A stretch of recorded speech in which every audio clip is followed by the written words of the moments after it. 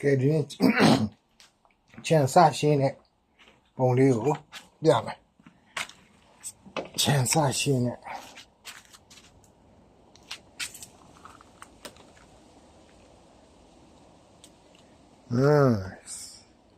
ခြံလေးရှင်းတယ်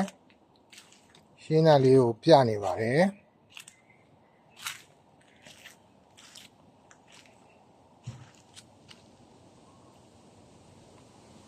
ဟုတ်ပါမယ်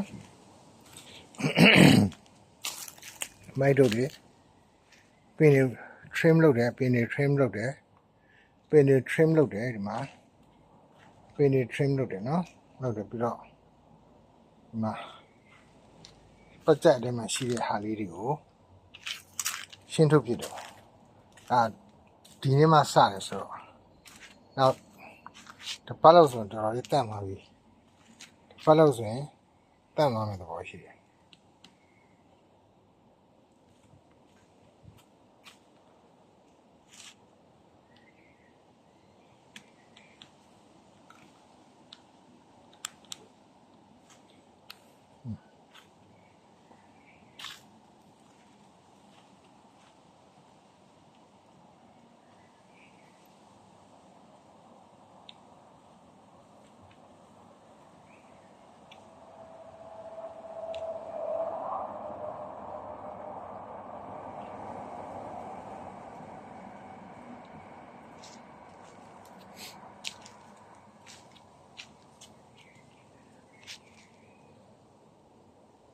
ပင်လေးရှိတယ်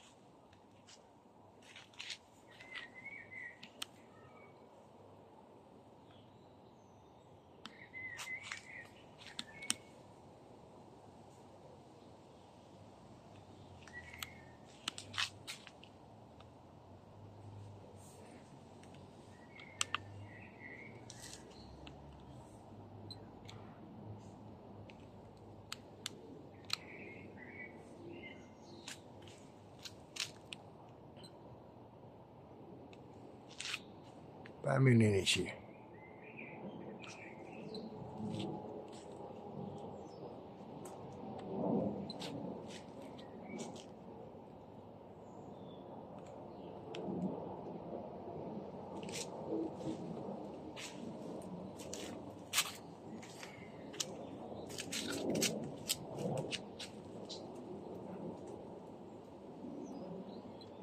ယ်ဒီနေ့ကတော့